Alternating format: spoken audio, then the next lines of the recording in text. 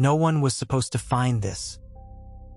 The words were whispered on a cold January morning in 1702, deep within the desert.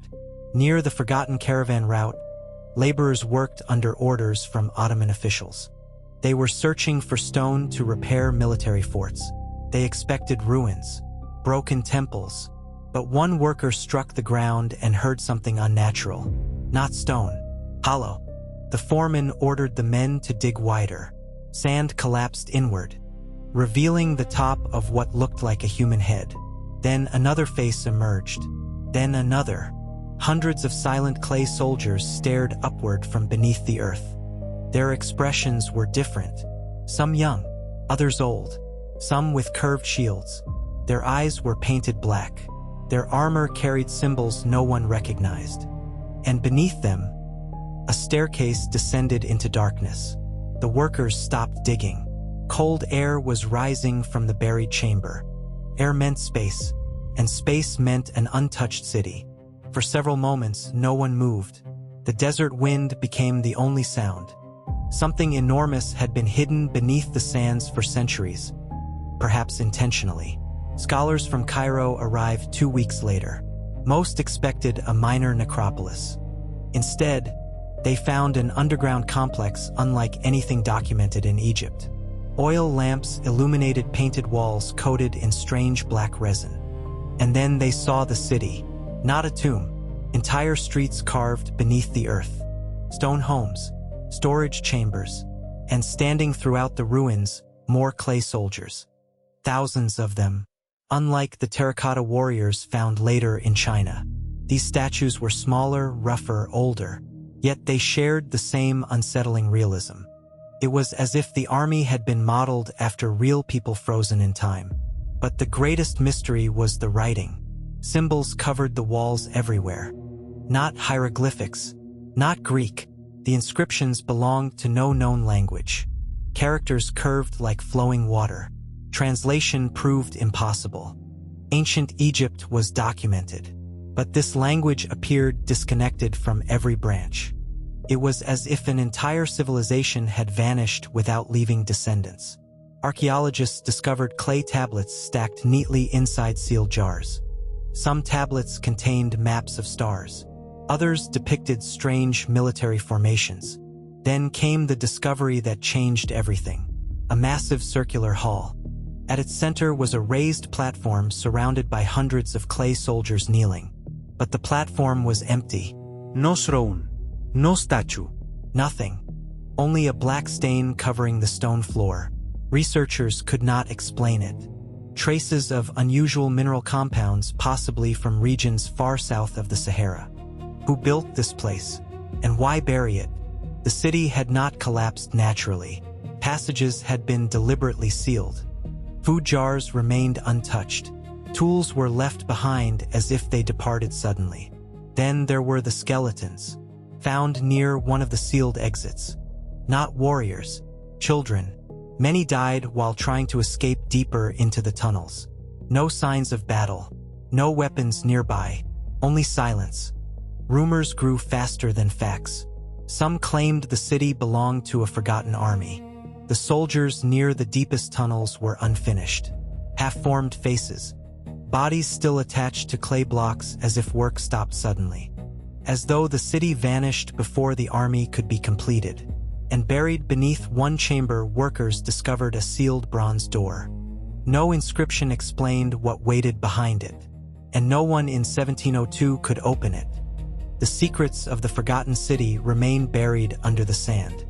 A lost chapter of history, waiting to be rediscovered. Late spring, 1702. French antiquarian Etienne Morval arrives at a site that should not exist. Deep beneath the Egyptian sands, he discovered a city that defied every law of history. Morval's private journals speak of a discovery that terrified his workers. The bronze door. It was a door unlike any found in the tombs of the pharaohs. The surface carried no corrosion, no royal seals, no prayers to known Egyptian gods. Instead, it was covered in circular symbols arranged in spirals. At the center was a depression large enough for a human hand. The deeper the researchers studied the chamber, the stranger the atmosphere became. Oil lamps flickered violently despite the absolute absence of wind. Workers claimed whispers echoed through the tunnels at night. One laborer fled into the desert screaming that the statues were changing positions. No official report confirmed the claim, but the fear remained. Morval noted something even more disturbing. The bronze door was warm. The surrounding chambers were unnaturally cold, but the door was pulsing with heat. It was as if something still remained alive underground.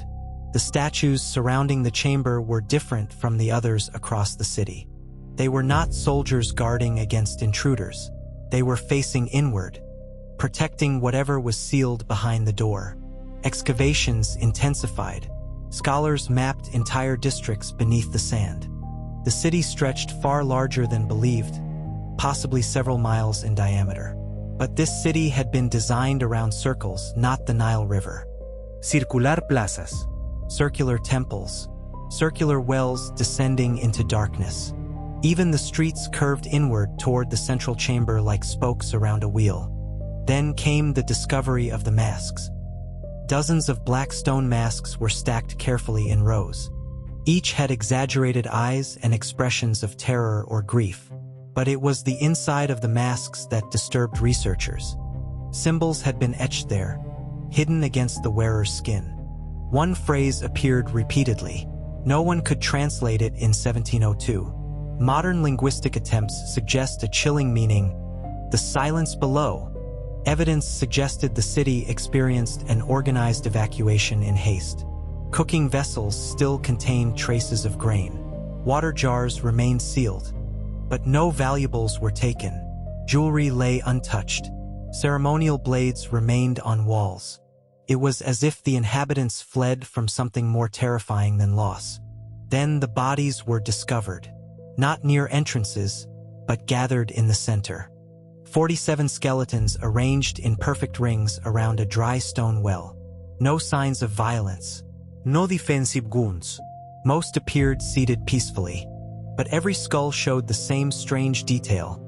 Their mouths were covered with black resin. The finding horrified the scholars. Some believed it was ritualistic, others a disease. But the resin matched the unknown substance found in the central hall. Workers found another layer of tunnels descending even deeper. The city had only been built to hide something underneath it. One priest warned, "Civilizations do not bury themselves unless they fear what remains alive below." Then came the sound, a low vibration, rhythmic, almost mechanical, every 30 seconds. Boom! Silence. Boom! Silence. Panic spread. Laborers abandoned the site. Morval admitted the sound was growing closer. August 1702, part of the lower tunnel collapsed. 3 workers vanished into the darkness. Rescue teams found an open chamber whose walls were covered in the unknown language. At the center stood a massive unfinished clay soldier, twice the size of the others. His face had never been completed, but its mouth was open. 1702, Egypt. An excavation team uncovers a secret that threatens history itself. They entered a newly exposed chamber beneath a forgotten underground city. The giant clay figure stood in absolute silence as the rescue team approached. But the face was wrong. It had no painted eyes, no human expression. Only one detail was carved with disturbing precision: an open mouth. Inside that mouth, Morval and his scholars saw writing. Tiny, rushed symbols. The chamber was 40 feet underground, surrounded by statues no civilization remembered. And from somewhere below, a rhythmic sound continued. Boom! Silence. Boom! Morval ordered the symbols copied by hand into journals that would later disappear. Modern historians noticed something unsettling. Certain symbols repeated in mathematical sequences. Some researchers proposed the writing system was not linguistic. It may have encoded sound. In a collapsed observatory, workers uncovered polished black stone discs aligned to the stars. The shafts once pointed toward specific stars over Egypt 4,000 years earlier than the pyramids. This predated several dynasties, yet its engineering was astonishingly advanced. But who built it?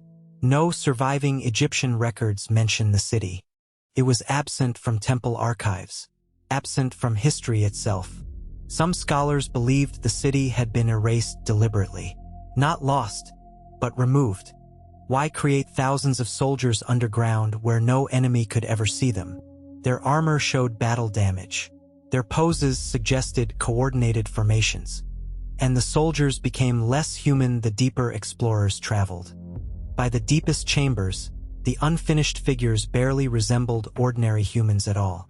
Workers reported dizziness, nightmares, and hearing voices echoing through empty corridors. Morval himself changed. He wrote about the sound beneath the wells and unfinished faces. Against official orders, Morval descended into the deepest shaft beneath the city. At the center of a massive cavern stood a circular structure carved into black stone.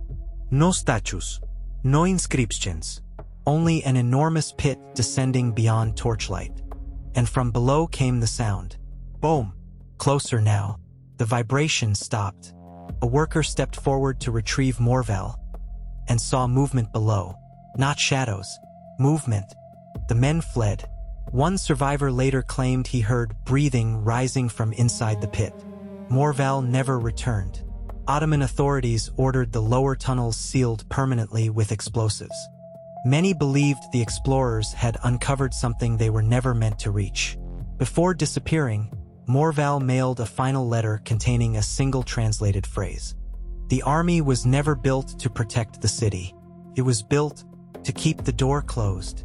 Modern expeditions found only empty desert, as if the sands had swallowed it again. The symbols found inside the giant mouth remain a mystery to this day. Who were they fighting? And what lies behind that door? Decades later, fragments of Morval's sketches continue to haunt historians. The engineering of the water channels prevented flooding for 4 millennia. The stars they watched vanished from our sky long ago. A civilization erased not by time but by choice. Why did the statues change? Evolution or something darker? Local workers believed they were becoming the statues themselves. The sound beneath the wells. It never really stopped. Morval's last letter was a warning to the world. But the sands of Egypt keep their secrets well. An army of clay, guarding a door that must never be opened. Until the next discovery wakes the silence. The lost language of the underground city remains untranslatable. Somewhere below, the army still stands, waiting. Keep the door closed, for the sake of history itself.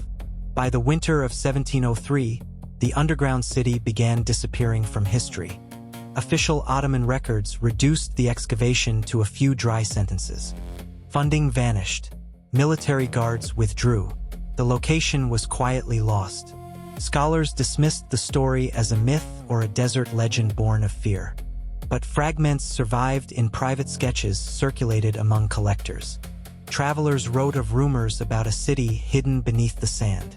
Guides avoided certain regions west of the Nile after sunset. Some claimed strange vibrations could be felt beneath the dunes on cold nights. Until 1847, when a Prussian survey team discovered carved clay fragments. One fragment carried traces of black paint around the eyes. The team attempted excavation, but the effort stopped abruptly. Their notes blamed heat, but a diary described hollow echoes after dark. The ground beneath the camp produces hollow echoes after dark. Different centuries, different explorers, yet always the same warnings. In 1908, British archaeologist Harold Venner became obsessed with the site. Venner believed the city was a pre-dynastic civilization erased from history. He spent 7 years tracking caravan routes and Ottoman maps. In February 1915, his team found a buried stairway exposed by storms. Expedition photos show clay faces emerging from the dunes. But the discovery vanished into silence as World War I began. Funding disappeared. Crates of artifacts reportedly vanished. And Venner himself changed. His letters became erratic. He wrote of symbols appearing in dreams and vibrations at night. He claimed some tunnels had been reopened before his arrival. Someone else had been there first. But no footprints remained. Then Venner uncovered the final chamber deep below the city.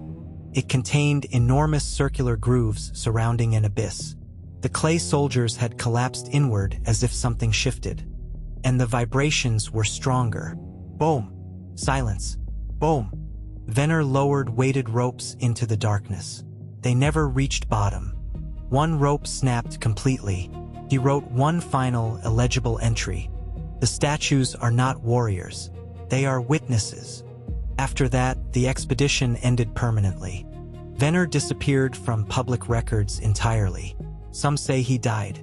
To this day, historians debate whether the city truly existed. Skeptics point to missing artifacts and incomplete maps. And yet, modern satellite scans have revealed unusual formations, circular patterns, buried voids, possible artificial structures. Several locations remain unexplored due to instability. No major excavation has fully confirmed the legend. But no one has disproven it either. The uncertainty keeps it alive. Egypt holds the possibility that civilizations remain hidden. Languages that vanished. Entire peoples erased completely. Why did the builders fear something below it enough to bury an army? An army with unfinished faces, arranged for containment. Certain reports mention shafts abruptly abandoned by ancient workers. Perhaps some doors are safer left unopened. Imagine standing alone in that buried hall. Rows of clay soldiers. And then, far beneath the stone, you hear it. Boom. Silence. Boom. Not natural. Rhythmic. Waiting.